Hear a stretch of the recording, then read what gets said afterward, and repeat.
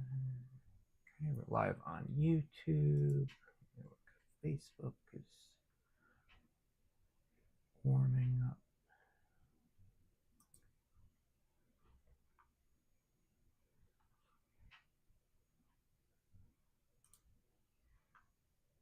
Okay, we are live on Facebook. And just got to get TikTok on.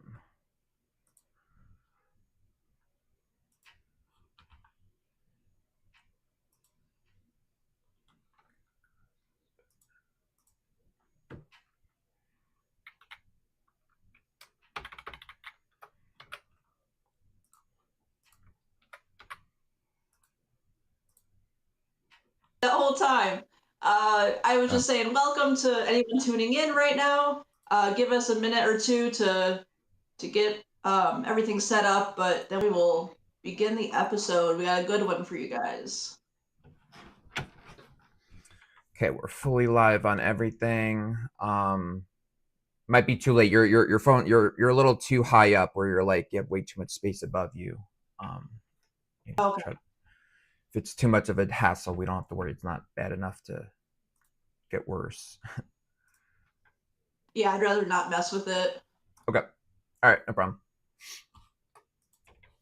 But yeah, so let's. Yeah, we're officially live on everything. So let's just give them a sec. We'll start in the next 2 minutes. Yeah, cool.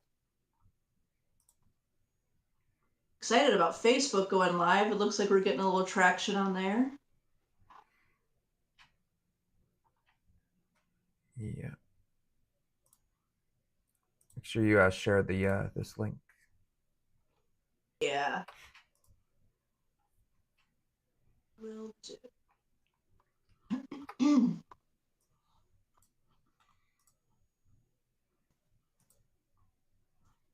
Awesome.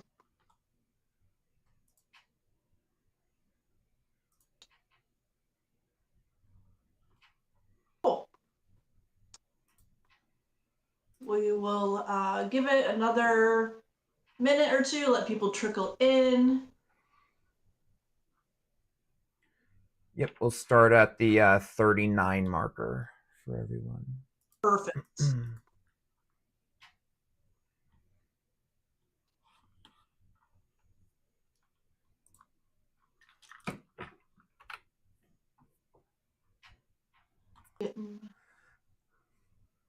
Is Carrie not around today?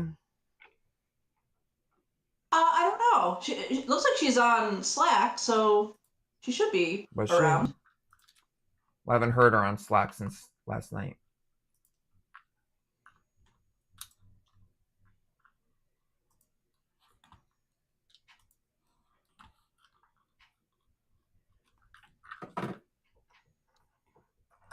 Okie dokie.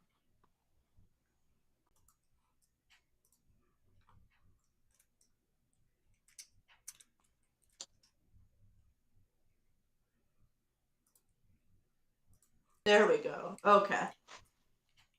To my Facebook a hot second to see that we were live. But now that we are set on my end, I'm going to jump right in. Welcome to the chat, everyone. Welcome. So, hello from FiNC. We are live right now on YouTube, TikTok, and Facebook. So, welcome from wherever you are joining from. You can think of FiNC as your civic utility company. And just like any other utility company, what we are about is connecting people to a shared standard of resources and shared standards of accountability. So that is exactly what FiNC is here to do for democracy. We want to plug everyone into a fair, citizen-led system of representation. We're also really trying to make participation in this system simple. And how are we going to do that? Well, we put every candidate on equal footing. We're lowering the barriers for grassroots voices, and we are streamlining the democratic process. So all of that culminates into a system that is built on less waste and more representation. So with built-in accountability with these shared standards, we are keeping leaders accountable and answerable to the people while also reducing the sway of money in politics. So if that sounds like something you want to be a part of, plug in, be heard, and get results with us. So again, thank you for joining us while we are live today. Before we officially dive into today's episode, uh, we will greatly appreciate showing us some love with tapping the like, tapping your heart, jumping into the chat. We go live so we can talk to you guys, right? Ask us questions, let us know what you think about our mission, and maybe most importantly, hitting that follow button. With such a people powered, people inspired, and people focused mission that FiNC has, having supporting us through following helps us amplify our message and be able to reach more people in this digital era. And every little follow, like, share, comment really helps us grow. So that's who we are. And so, what are we here to talk about today? Well, today we're diving into what democracy should be, right? How do we work across party lines to actually get things done? And it's more about getting things done that the people want. What do the people need? And not just the big donors that are running the system of today. And with that, I'll pass it to FiNC's founder, Travis. Cool. So so today we're getting into basically what makes us, like, we talk about that we're the referee. We're not trying to take a stance on specific policy issues. We're trying to be just a facilitator of what democracy could be, should be, what America wants it to be, essentially. Right now, the time in the world today, it's just a very divisive place, and it's kind of by design and by the late stage of where we are as a society. Basically, because democracy is kind of crumbling down right now, and we want to kind of show a better path of like how we could actually talk to each other across political differences. Find where we do have things in common, and be civil when we don't agree with one another. Because in a lot of terms, people there's a lot of things that people agree on all sides, and they just use different language, and it's pinning us against each other. There's a lot of policy specific issues that we all don't agree with, but the bottom line is most people don't feel heard. They feel like they're not being represented, and that they're not feeling like we're in a true democracy, which is the case. That's crumbling now. So we're going to get into just how we are the referee on that, how we're trying to build this new role that kind of should have existed all the time, of like facilitating conversations without taking sides, and just like building a way to actually get stuff done. Because everything is always just a standstill in Congress, shutdowns, like we know, like, so little gets done in an election these days. Pretty much almost anything that gets passed is by legislative executive orders on both sides of whoever's president. So we're taking a different approach, a different strategy to move forward. So some of what makes us different and just super unique is that we're focusing on infrastructure over ideology. Again, people fight over the ideologies of like Democrat, Republican, I'm a socialist, I'm a this, I'm a that. And that divides us, because, everyone's going to have their own perception and self-identity of where they are. And just by those labels, we get stuck in like a lack of being able to compromise, and like, putting ourselves in these big generalized boxes.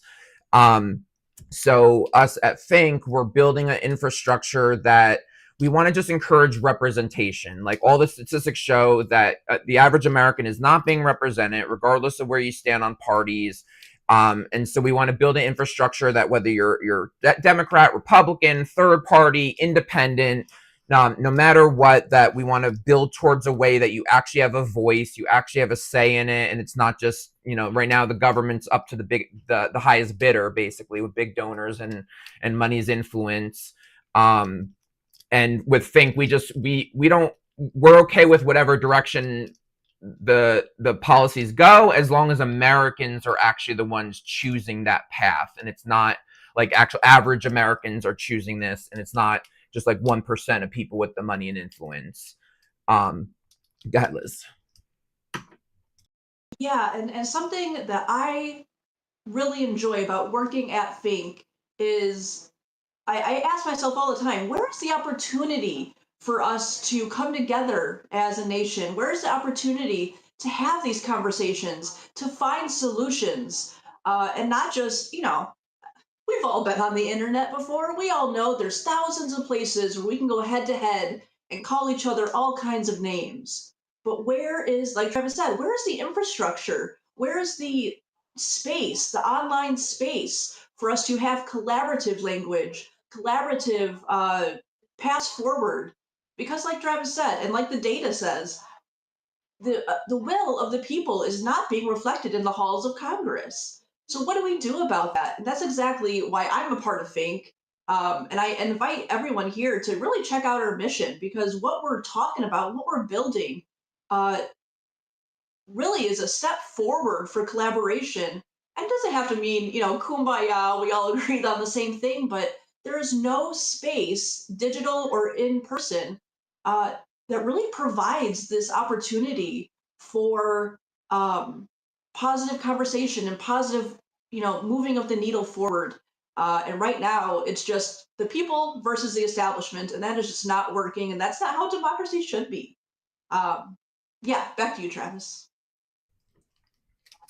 Yeah, so exactly. There's no space. There's no communal space. I mean, in general, the way where we are in society, there's not a lot of communal spaces in general. Even like public parks and stuff are shrinking. But yeah, specifically with politics, again, like most organizations, they have a specific ideology. So even if you like some of what they say, you're kind of like stuck that you're supporting the entire ideology.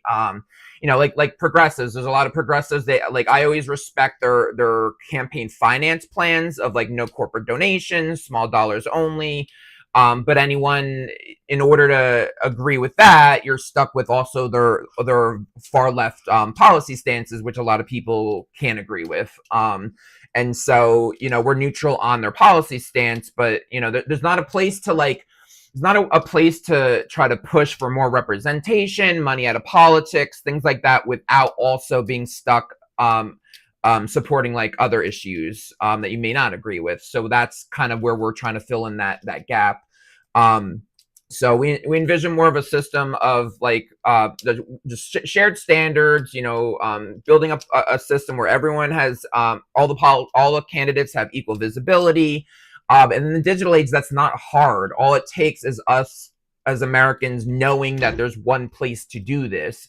So as we're going to build out this system, digital democracy, there'll be one place to go. You could put your zip code in, show all the candidates running, where does everyone stand, their financial backing, how they stick to promises. So, basically making like the digital embodiment of what America's democracy is. Because really, I mean, the government should have already built that once we've got to the digital age in society. They should have made like a digital version of our politics. But there's not. There's not like a communal, like nationwide place to look at all the candidates and find their information, because they don't want to. They don't want to tip the scale in your favor. They want it. They like it the way it is. That the person with the most money wins, and they have to spend millions of dollars to campaign to get your votes.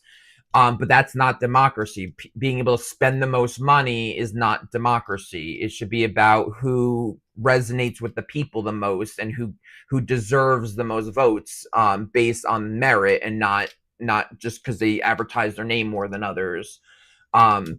So that's what we're fighting for. That's what we're pushing for.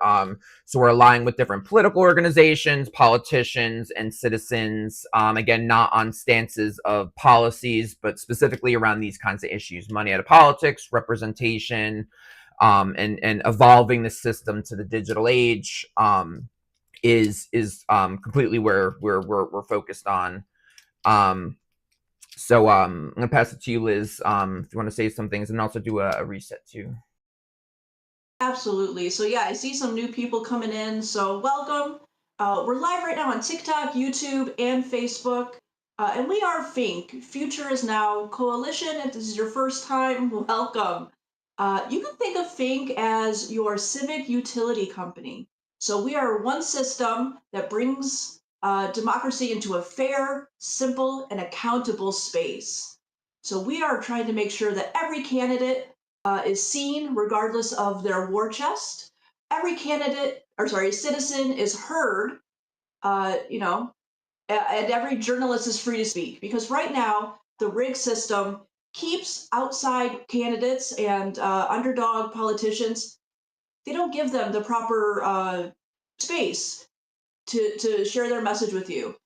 And FiNC knows that this will of the people is not being reflected in the halls of Congress. And we all know that media is almost a laughing stock at bringing us the news, right? So we're trying to combat that in a system that brings less waste and more representation, so that leaders are answerable to us, the people, and not to their donors. So if you're just joining us, feel free to jump into the chat, ask us questions, let us know what you think. We're happy to talk with you guys. And remember to hit that follow or subscribe button, because with such a people first, people powered mission like ours, every little share and follow really matters to getting our messaging out. But what Travis was saying, that certain things are so visibly clear for the support they have across the party aisle. Things like getting big money out of politics, things like election reform, things like, heck, proportional voting, like ranked choice voting. Right now, there is simply no infrastructure for those things to move forward. And it's not like we're the first people saying, hey, gosh, people want something else. We are saying there are hundreds, thousands of candidates who better reflect you, who are not getting the media attention that they deserve. There are great organizations that are out there that want to connect with you, and have your interests at heart. But all of these things are so siloed, so spread out across the internet or across the nation. And they're really hard to tap into, right? It almost seems like politics is a second job to a lot of people. So at FiNC, we are building one cohesive, one stop shop for the digital embodiment of democracy. And that's what we're all about, making things easier, comprehensible, fair, and gosh, functional, right? A functional democracy is what we're all about. And with that, I will pass it back to Travis. Cool. Yeah, so we're just trying to move the needle. There's thousands of different organizations trying to kind of repeat the same solutions over and over again, and they're not happening. And a big part of that is the division. Is that they're fighting in different. They're separate. They're yes, they're connected to like certain ideologies, like we talked about, but then even if there's a few organizations that agree with each other, they don't really work in tangent that well. Some organizations might be more cooperative than others, but we've seen it in our experience too, that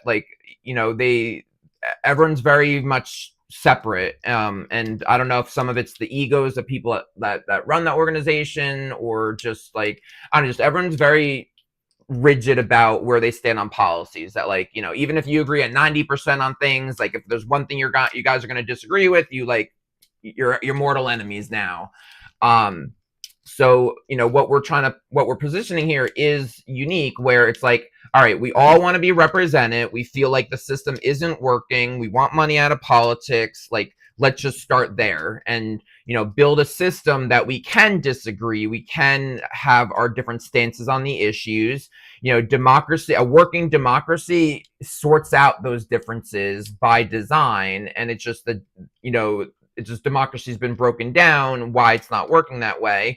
But if citizens truly had our voice, and we're able to debate and build a bit more of a civil debate, we're still not going to agree on things, but then it boils down to democracy and the way the republic is set up in this country, of the majority wins, but then it's broken down by districts and states and all that, and then when push comes to shove, that a decisions goes down to the votes in Congress and all that.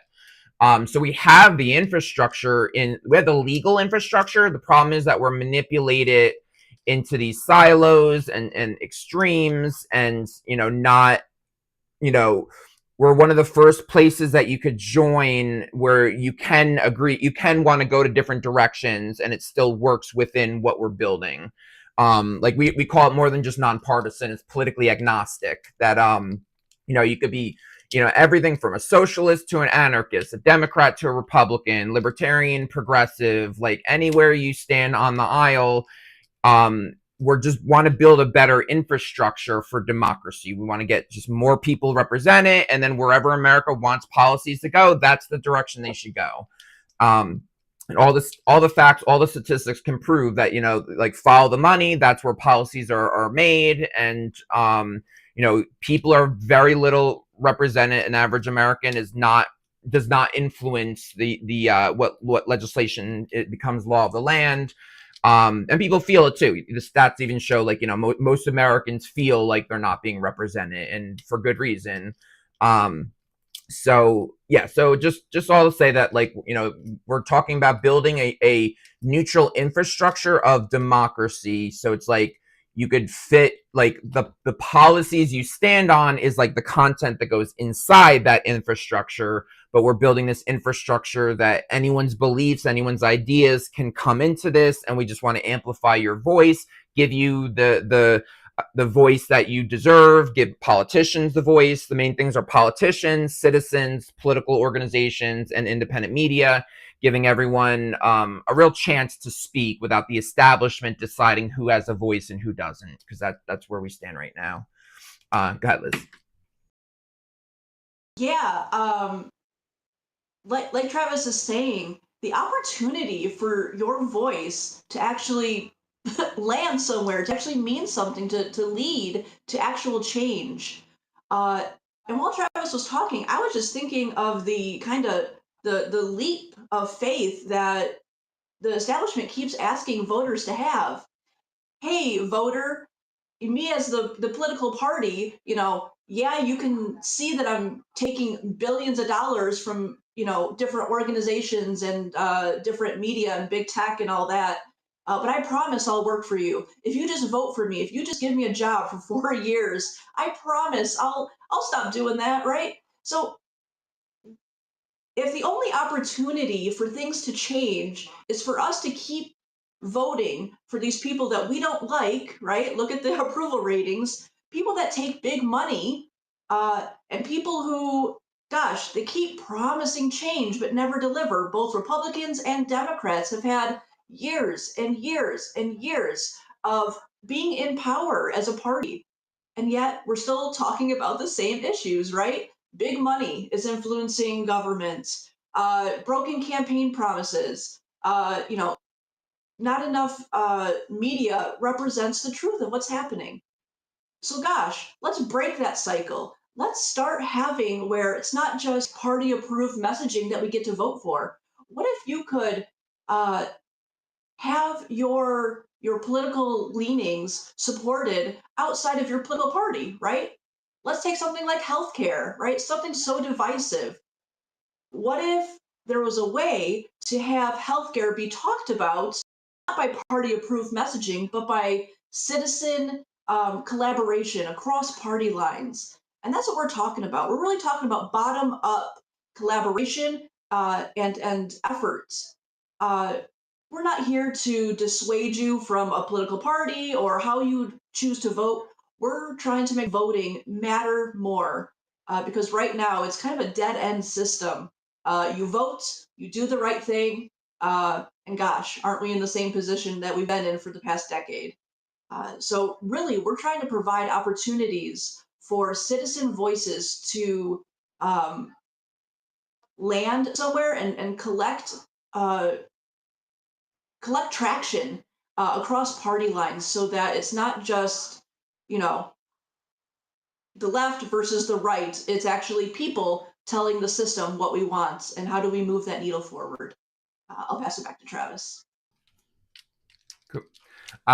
Yeah, so part of it is, the biggest part of this is really about framing. It's like how to look at it differently, that's not as divisive, that really focuses on the right problems. And so what we talk about is digital politics, and that's the idea of looking at politics as up versus down.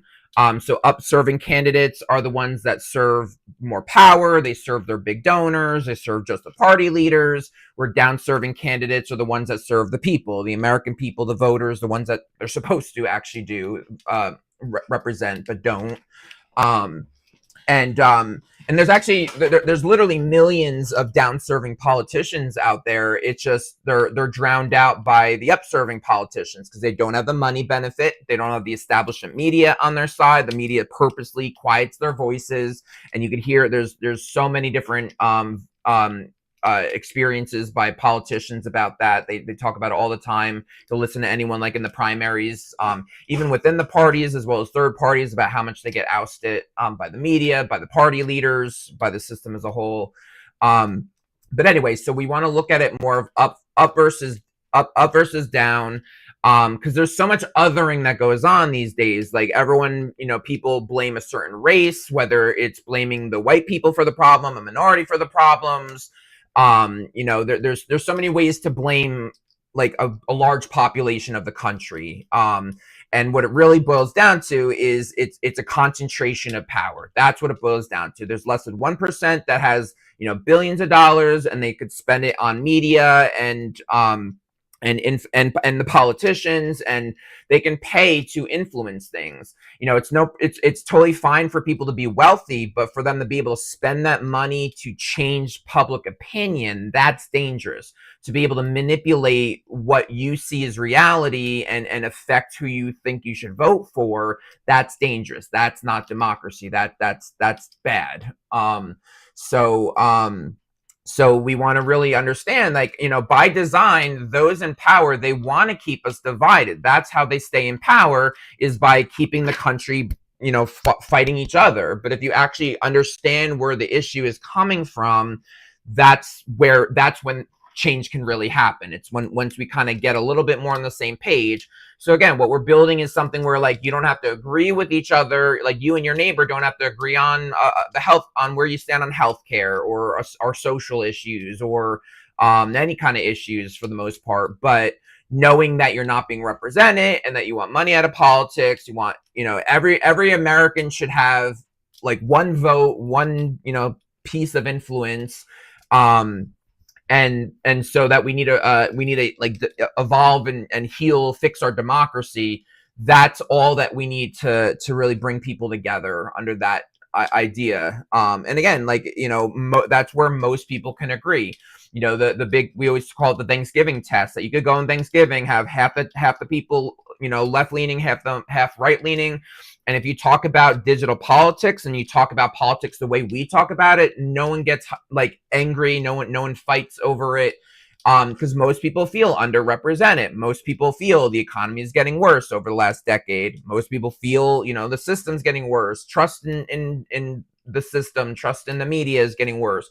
All these things, most Americans, literally like 75 to 80% of Americans can agree with these things. So it's really about the concentration of power versus genuine representation of citizens, and that's the core of what our mission's about. So digital politics is really about seeing the system that way, understanding these rigged patterns, understanding why the system is breaking down. Because it doesn't matter left or right of who's in office. If they're taking millions of dollars by the industries that are supposed to regulate, or whatever, they're not going to regulate. They're not going to fix those things. Like, if the CEO wants to make billions of dollars on their EpiPen, for example, they're going to make sure they give money to the politicians and they influence where they can, so that the EpiPen doesn't become affordable. It's kind of that simple, that those with the money can influence the system in their favor. Those that need the EpiPen, they don't have the billions of dollars to make that kind of an influence. So that's kind of the crux of how it's not democratic. Got Liz. That Thanksgiving test, how many times have you talked to someone maybe of the opposite political party or just someone, just really anytime you talk about politics, the language we use is so divisive, right? Evil, fascist, socialist, all of these mudslinging opportunities are what we've boiled down to in politics. Uh, but what if you had the opportunity to really examine a political party or a candidate in that up down lens, right? What if you had better language to address why you agree or disagree with someone, right?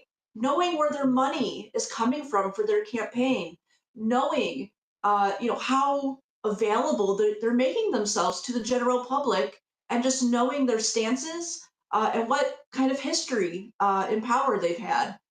If we could address candidates in this actual and factual language, right, we can actually rise above this language of just mudslinging, right? It doesn't lead anywhere. It's just, there's, again, thousands of places online for us to disagree. But where do we have actual conversation? Where do we say, hey, even though you're in the opposite political party, right, you are still a down serving candidate because you're taking small money versus big super PAC money. So I just really enjoy the extensive language that digital politics provides. It allows us to actually examine a politician for what they are or are not doing rather than this kind of cursory, inflammatory language that we're so used to, both in our personal lives, but heck, on the news and on the debate stage too.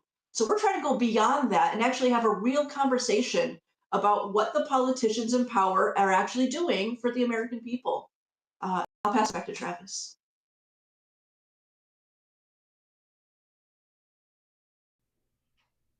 Yeah.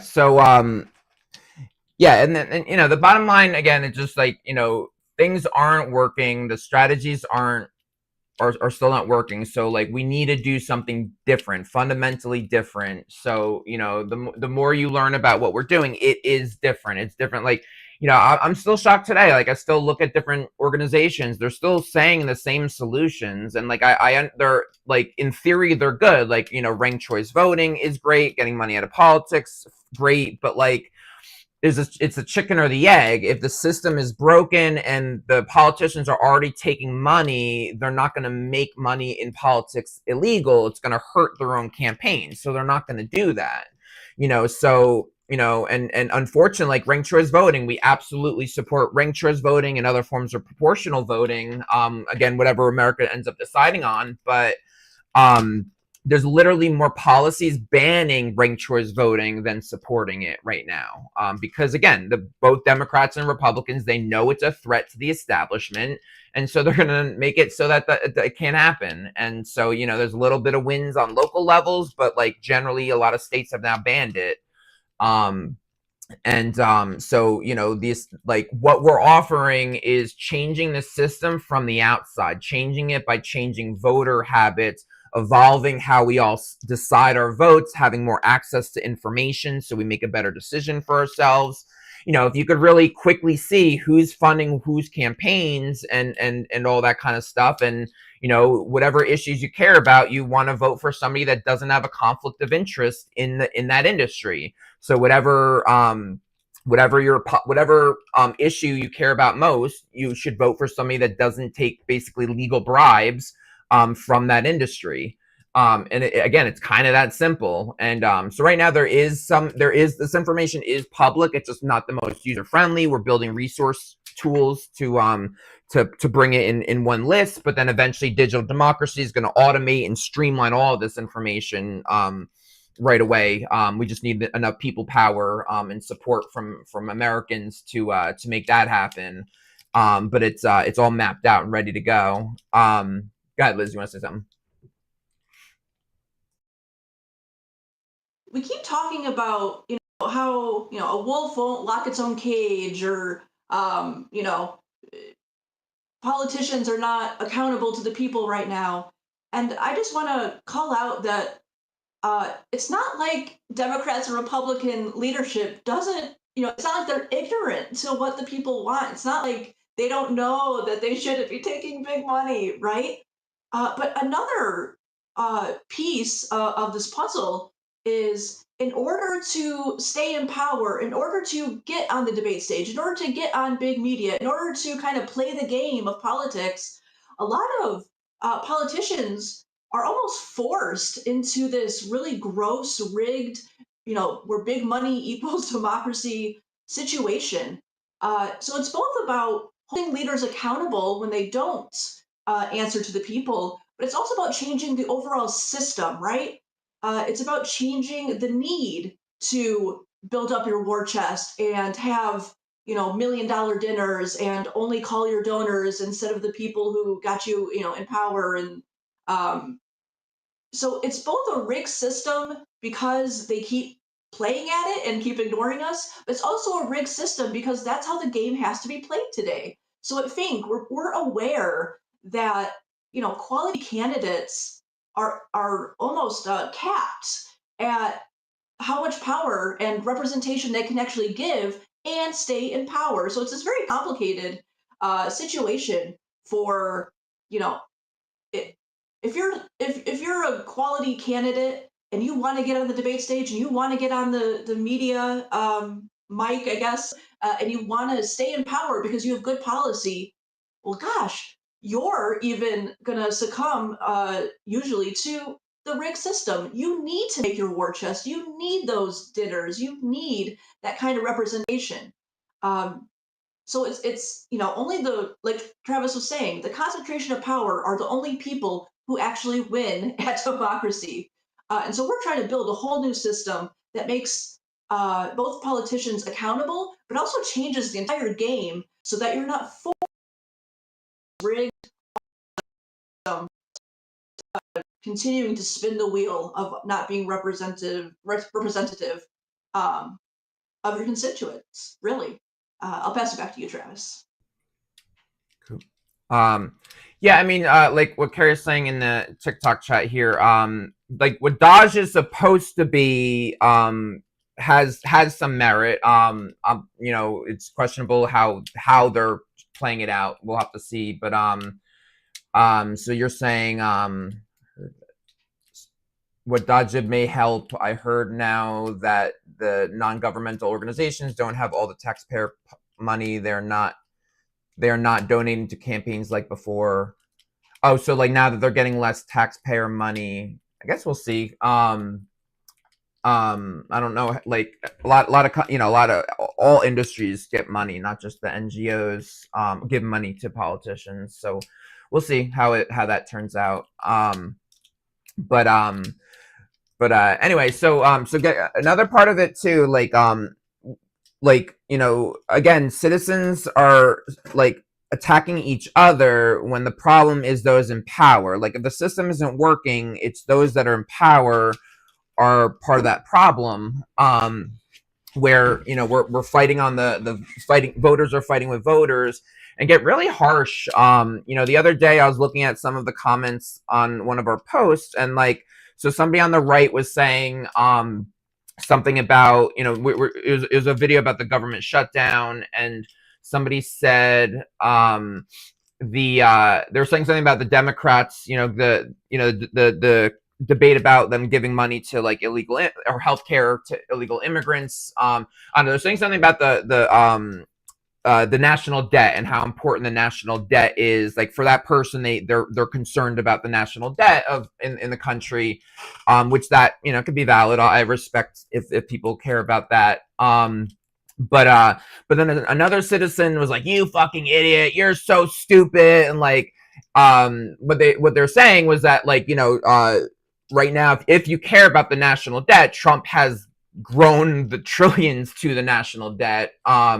So right now you couldn't really blame Democrats at this time. But my main point is just that person was like just really nasty with it, like calling someone an idiot, you're stupid, all this stuff. That's not gonna change anyone's opinions. Like that there's no progress that comes with.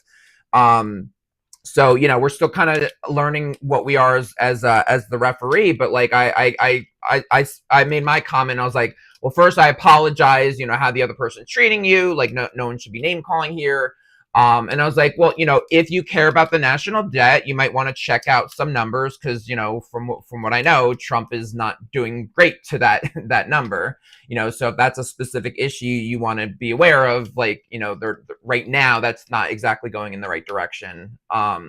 So I guess the main point is just how people are treating one another. That like I know how heated it can be. I know a lot of people feel like their own personal life is their way of life is threatened, and even like the medical bills and stuff like that. But it's not going to get us anywhere just being so nasty to one another, and it's not going to help move the needle in any direction.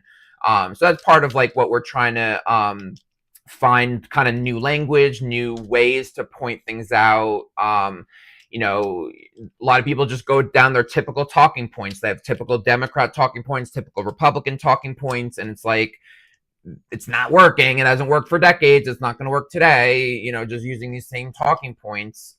So, we're trying to really, again, kind of break those patterns, because the patterns are just spiraling us into a destructive country of everyone hating each other and the economy getting worse and money in politics. So, the only way out is to actually change these patterns, not just continue down that path. So anyway, so that was just like an example I wanted to bring up today about like us, how we're learning to be the referee. And we're still learning. We're still, a very young organization. We're still trying to learn what this would look like, of building an infrastructure where everyone has a voice, build a healthier debate stage where there's actual productive conversations happening. And so that was like kind of like some of a path that I was pretty proud of how I handled it.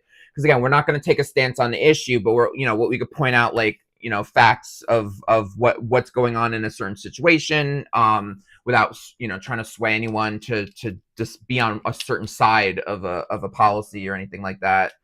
But yeah, like Liz just wrote in the chat, I mean, the debates were ridiculous. Like that last presidential debate, like a huge chunk of it was them talking about who's a better golfer. It's like, yeah, that's my bet. The biggest decision I want to make of who my president is who's the better golfer. Yep, that's totally the number one issue I was tuning in to hear about. Yeah, so no, like debates have been ridiculous. I mean, the debates barely even touch on the issues that most Americans care about. I mean, that again goes back to this whole thing. Like everything is staged, everything is just performative, and it just meant to keep us divided, meant to keep us fighting one another.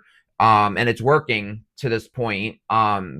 So we really need to change the game, and that's what FiNC's about, is like breaking the pattern, identifying the patterns, breaking the patterns.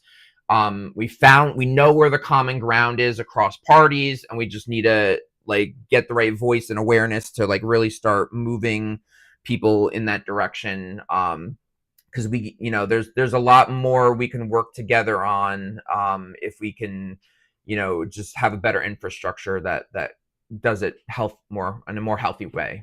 Got this. Yeah, actually, this is a question for you, Travis, to maybe go into. So, let's say let's say a libertarian and a progressive and a regular Republican and a regular Democrat. They all want money out of politics. So, in this new infrastructure, what do they do, right? How do they navigate? Will this infrastructure be able to provide them that's different than today, right? So maybe going a little bit into clusters and yeah, just different benefits of what this new infrastructure could really bring to something that, in my opinion, is the number one issue across the nation: is money out of politics. Cool. Yeah, great question. Yeah, so to kind of summarize what we're at, to get to what clusters are. So we're building a meta movement. So that's a movement of movements. So whether it's we want to encompass anyone that's grassroots, anyone that's not part of the establishment, anything that's again not part of the status quo, anything from money out of politics, even policy stances on all issues, on any side of issues. Again, long as they're trying to play the game fairly and genuinely trying to represent Americans and not just a special interests. but so we're trying to get just a wide range of movements, political organizations, underdog politicians, independent media. But yeah, to Liz's question, the way that we bring them together, like first we want to build this one umbrella infrastructure, but then the way we actually take action together is called clusters, action clusters. And so with that, like to Liz's example, there'll be a money out of politics cluster. So, in one way, like, there'll be libertarians in the meta movement, progressives, libertarian, Republicans, Democrats, all that. And those are your political lens. But we want to move people towards like how to take action. So in the money out of politics cluster, for example, you can have Republicans in there, Democrats, libertarians. Like basically, we want to take emphasis away from the lens and what your label is, as your political label is, and more towards like what actions do you want to take. And then that goes for other issues too. So, you might have a certain stance on immigration where you want like a path to citizenship, but you want to be strict borders, but path to leadership, path to citizenship. And that itself would be a cluster. And then so regardless of what political lens anyone is, if they agree with your stance, they can join your cluster. And so the idea of it is kind of softening this like left versus right, this only two choices on everything, and kind of let you choose a la carte. Maybe in certain stances you're a little more right leaning and you want to be in more right leaning clusters, and then in other stances you're left leaning, you want to stay in left leaning clusters. Maybe you want to be tougher on immigration, but maybe you want Medicare for all, or maybe you just want a public option to drive down competition. Those are two separate clusters. Money Medicare for all cluster, and then there'd be a public option cluster. So you could be in the public option cluster, but then harsher on immigration stances and lower taxes stance. So it really allows you to break down and pick and choose where you stand on just different things. And then when it's time to take action, let's say there's a bill being passed for immigration, then that's when everyone that's in a specific immigration cluster can take their action. So it's like, okay, let's get the libertarians that are in this cluster, Democrats, progressive, it doesn't matter what your lens is, whoever agrees with this policy stance, now it's time to take action. And so now they could do group action across political differences and just stand on that policy stance. And that is so key because again, we're pretty much the only first world country that only has two parties. Virtually all other democracies have multiple parties that have an influence in the system. So there's room to have like a little bit more choice, like a little more variety to find a party that matches your what you believe. Where we're stuck in two. But so this softens that by being in different clusters, you could support the parts that you support of each of different sides. And it's like, and it's not even just left versus right. There'll be like like healthcare. There might be at least three different stances. There could be like a Medicare for all cluster. There'll be a public option cluster, and then there'll be more right leaning of building more of a private competitive system that's like less, like looser on the regulations, but a way to like make it more competitive to drive private prices down. That'd be the more right leaning cluster. So at the very least, each topic would have like three clusters, like one more left leaning, one kind of in the middle, one on the right. But then it'll even break up, and then there's subclusters. It gets more detailed from there to make sure that we make sure there's an ingredient for a flavor for everyone, that no matter where you resonate, there's a bucket for you to be part of, and then be able to move these forward. So if you're a citizen, you only care about three issues, then you're just going to join three clusters. If you're a political junkie and you're obsessed with politics, you might be in 20 different clusters. You might go through every single issue and join the cluster that matches your interests. But I would think the average American might just find the two or three that they really care about. So it's it'll be up to the people.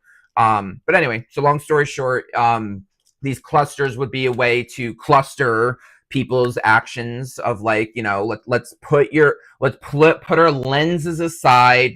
Maybe normally a libertarian and progressive, they're gonna fight. But when it comes to money out of politics, they're going to work together. When it comes to like ranked choice voting, they both know that would significantly help third parties, so they would want to work together to make that work. So it's really just finding ways to work more than we are. Like nothing's going to change if we're as siloed as we are today. The only way to make it forward is if like we could take actions beyond our silos. And so the meta movement and these clusters and our general infrastructure we're mapping out, that is a way forward. And again, it's not can't even be controversial, because we like whatever policies you support, it just gives that infrastructure to allow you to support that and empower you to take that further. Yeah, back to you, Liz.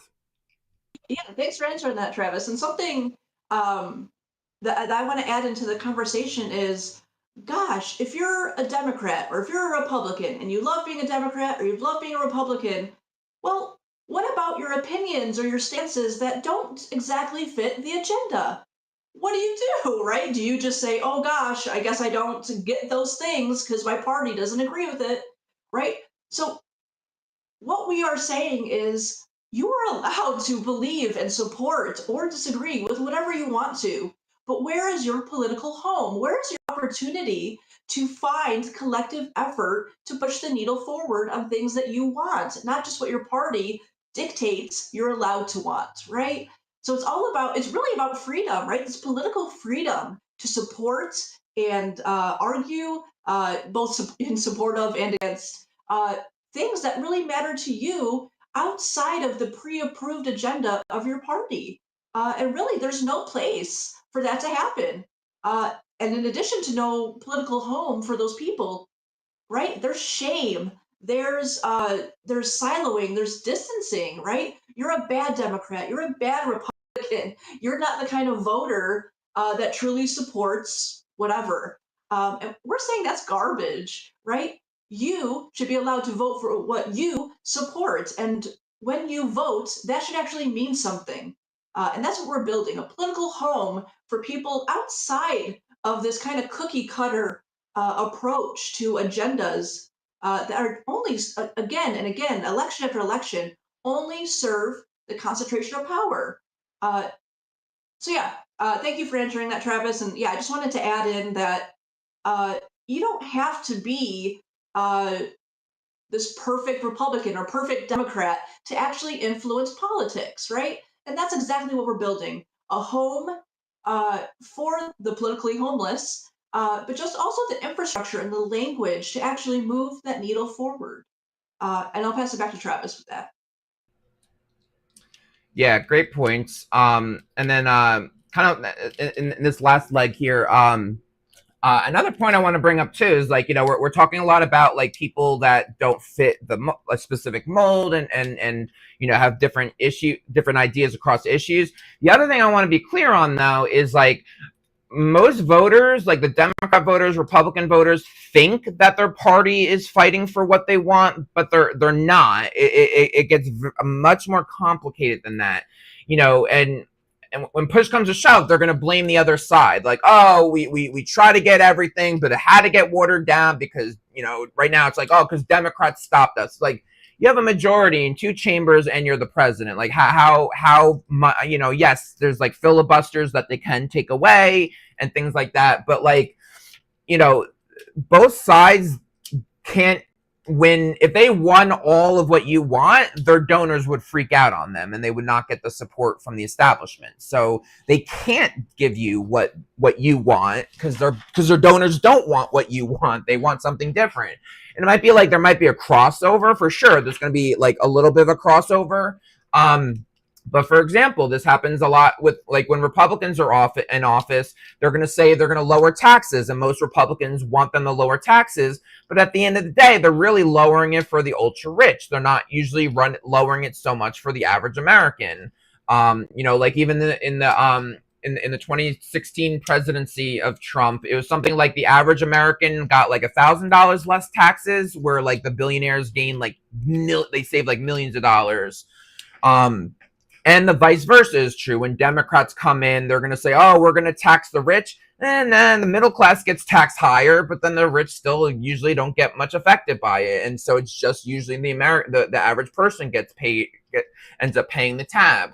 And so it's like that for most issues, many different issues. So that's another thing to be clear on. I know it gets more complicated to know like where these things happen, but this is how it goes. You know, a lot of people, you know, think that their side is fighting for what they want because they have to appear that way. If they didn't appear that way, they would lose your vote. So they have to seem like they're trying, and then, oh shucks, we tried so hard, but at the last minute something happened and blah blah blah. It's the the other party's fault. It's Russia's fault. It's this person's fault. It's the immigrants' fault. It's never their fault. And like that is politics. That's how they pretend they play the game, is they have to blame someone else when in actuality they had to calculate, well, if we really give this to the American people, I'm going to lose $10 million a year on my campaign funding. These organizations aren't going to give me money anymore. This guy will run against me. And these people, you know, like that's the shit they have to calculate right now. And it's kind of not necessarily their fault. That's how the game is played right now. But that's what we need to change. That's what we're here to change, as FiNC. So go ahead, Liz, and we could start finishing up too. I just wanted, you said, oh, you know, shucks, something happened, you know, that's why I can't provide you what you want. And usually that's something that happened. Well, gosh, it might be hard to find, but it's usually, right, big money in their pocket. Or how do I get reelected next campaign? How are they continually being served and staying in power and choosing not to represent you? So it's always about finding, you know, what made the politician I put in power not choose me back, right? Not choose my policy stance back. And that's part of what we're talking about, right? Politicians are not accountable to the people. They're not representing us the way we want them to be. And that is just garbage, in my opinion, and hopefully yours too, because I know I'm 36, and democracy for at least the last decade, but honestly, all my life goes further and further down into the toilet, down the drain. And what do we do? What are we doing about it? And that's what, you know, at FiNC, we're really trying to put solutions in place to not only stop the downgrade of democracy, but make it reflect the will of people. Yeah, Travis, I don't know if you have anything additional to say before we wrap up. Well, I'm gonna just say my last pieces. So you say your last pieces, and I'll do my last pieces. Sure. So yeah, thanks guys for joining with us. This is such a important topic to talk about, right? How do we work alongside each other? Because it's all about people versus power, not people versus people. So again, we're FiNC, Future is Now Coalition, and we're just we're a people first, people forward organization, building solutions, building the infrastructure to provide democracy, you know, one-stop shop that is reflective of the will of the people. So please give us a follow on social media. Our handle is futureis.org. And check out our website, futureis.org. We have solutions, we have answers, we want to provide those things to you. And every like, every comment, every follow really helps boost our signal to get those solutions out to the people.